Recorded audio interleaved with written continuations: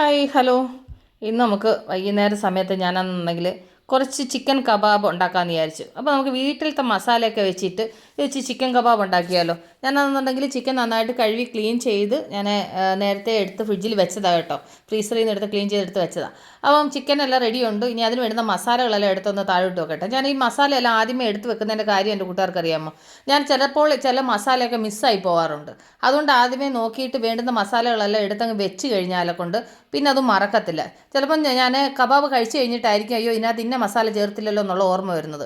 അതുകൊണ്ട് ഇനി അങ്ങനത്തുള്ള പ്രശ്നങ്ങളൊന്നും ഉണ്ടാവാതിരിക്കാൻ വേണ്ടിയിട്ട് ഞാൻ എല്ലാ മസാലകളും അതുപോലെ തന്നെ പൊടികളും ഇഞ്ചി വെളുത്തുള്ളി പേസ്റ്റ് അങ്ങനത്തുള്ള എല്ലാ സംഭവങ്ങളും ഞാൻ എടുത്ത് ഇപ്പുറത്തോട്ട് ഞാൻ വെച്ച് കഴിഞ്ഞിട്ട് അത് കഴിഞ്ഞിട്ട് മസാല മിക്സ് ചെയ്യാമെന്ന് വിചാരിച്ചു. അതിനുവേണ്ടി ഞാനൊരു പാത്രം എടുത്തു. ഇതിലേക്ക് ഞാനാണെന്നുണ്ടെങ്കിൽ മുളക് പൊടി ചേർത്ത് കൊടുക്കുന്നുണ്ട്. ഇതിലേക്ക് ഞാൻ 3 ടീസ്പൂൺ മുളക് പൊടി ചേർക്കുന്നുണ്ട്. ഞാൻ 1 കിലോ ചിക്കനാണ് കബാബിന് എടുക്കുന്നത് കേട്ടോ.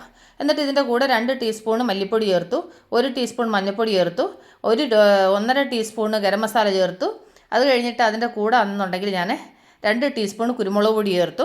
അത് കഴിഞ്ഞിട്ട് ആവശ്യത്തിന് ഉപ്പ്. എന്നിട്ടാണെന്നുണ്ടെങ്കിൽ ഇതിൻ്റെ കൂടെ ഞാൻ 2 ടീസ്പൂൺ ഇഞ്ചി വെളുത്തുള്ളി പേസ്റ്റ്. അതിൻ്റെ കൂടെ ആണെന്നുണ്ടെങ്കിൽ ഞാൻ 3 ടേബിൾ സ്പൂണ് കോൺഫ്ലോർ ചേർക്കുന്നുണ്ട്. എന്നിട്ട് അതിൻ്റെ കൂടെ 2 ടേബിൾ സ്പൂണ് കടലമാവ് ചേർക്കുന്നുണ്ട്.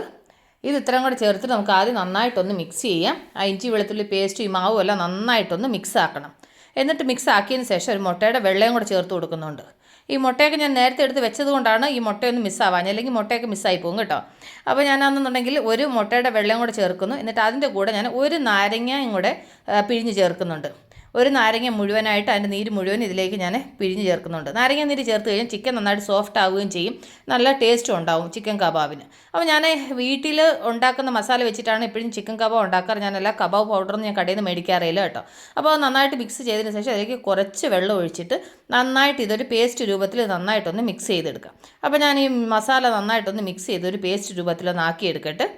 കണ്ടില്ലേ. അപ്പോൾ ഞാൻ ആവശ്യത്തിന് വെള്ളമൊക്കെ ചേർത്തിട്ട് ഞാൻ മസാല റെഡിയാക്കി എടുത്തു. ഈ ഒരു പരുവത്തിൽ വേണം മസാല റെഡിയാക്കാൻ. ഒരുപാട് വെള്ളം പോലെ ആയിക്കഴിഞ്ഞാൽ പിന്നെ ചിക്കനകത്ത് മസാല പിടിക്കത്തില്ല.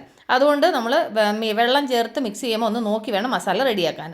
അപ്പോൾ ഞാൻ മസാലയൊക്കെ നന്നായിട്ട് മിക്സ് ചെയ്ത് എന്നിട്ട് ആ എടുത്ത് 1 കിലോ ചിക്കനും കൂടി ഇതിൻ്റെ കൂടെ ഇട്ട് കൊടുത്തു.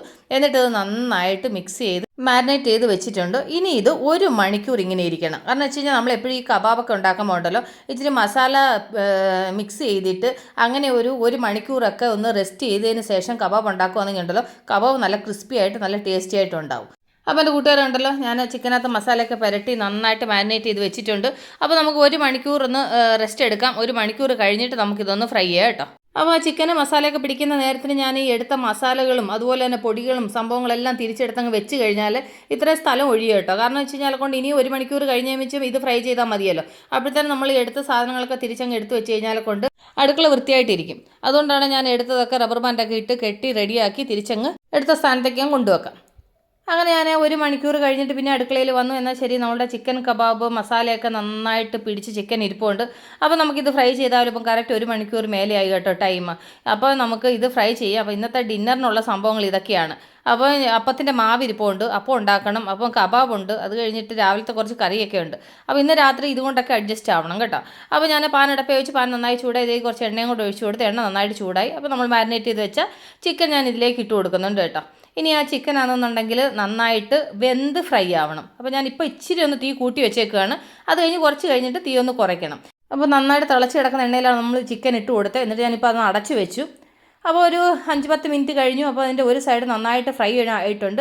അപ്പോൾ ഞാൻ ചിക്കന് വറക്കുന്ന സമയത്ത് ഇത്ര എണ്ണ ഞാൻ ചേർക്കാറുള്ളൂ. ഒരുപാട് എണ്ണ ഇങ്ങനെ മുങ്ങി കിടക്കുന്ന രീതി വെക്കാറില്ല കേട്ടോ.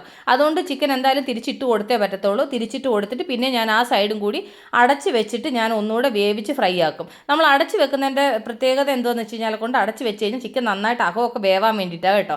അപ്പോൾ ഒരു 5-10 മിനിറ്റ് കൂടെ പിന്നെ ആയി. അപ്പോൾ ആ സൈഡും കൂടെ ഫ്രൈ ആയോ നോക്കാം. അപ്പോൾ നമ്മുടെ ചിക്കൻ നോക്കിയാൽ നല്ലതായിട്ട് ക്രിസ്പി ആയിട്ട് ഫ്രൈ ആയിട്ടുണ്ട്.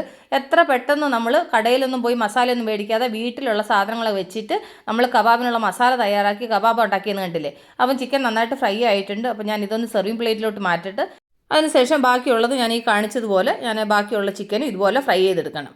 അപ്പോൾ ഇനി എൻ്റെ കൂട്ടുകാർ കബാബ് ഉണ്ടാക്കാൻ വേണ്ടി കടയിലൊന്നും പോയിട്ട് കബാബിൻ്റെ പൊടിയൊന്നും മേടിക്കേണ്ട. വീട്ടിൽ ഈ സാധനങ്ങൾ വെച്ചിട്ട് നമുക്ക് നല്ല സിമ്പിളായിട്ട് നല്ല ടേസ്റ്റി ആയിട്ടുള്ള കബാബ് ഉണ്ടാക്കാൻ പറ്റും.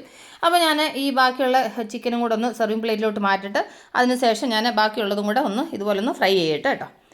അപ്പം ബാക്കിയുള്ളത് ഞാൻ ചിക്കനെ ഫ്രൈ ചെയ്യാൻ വേണ്ടിയിട്ട് ഇട്ട് കൊടുത്തു. അതൊരു സൈഡ് ഫ്രൈ ആയി, എന്നിട്ട് അത് തിരിച്ചിട്ടു. ഇനി ആ സൈഡും കൂടെ നന്നായിട്ടൊന്ന് ഫ്രൈ ആവട്ടെ. അപ്പോൾ നമ്മൾ ആൾറെഡി ഫ്രൈ ചെയ്ത് വെച്ച ചിക്കൻ കബാബ് റെഡിയുണ്ട്. അപ്പോൾ ഉണ്ടാക്കിയാൽ മാത്രം പോരല്ലോ, അതെങ്ങനെ ഉണ്ടെന്നും കൂടി എൻ്റെ കൂട്ടുകാരൊന്ന് കാണിക്കണമല്ലോ. അതിൻ്റെ അകമൊക്കെ വെന്തോ എങ്ങനായിട്ടുണ്ട് എന്നുള്ളത് എൻ്റെ കൂട്ടുകാരൊന്ന് കാണിക്കണമല്ലോ. അതിന് വേണ്ടിയിട്ടാട്ടോ.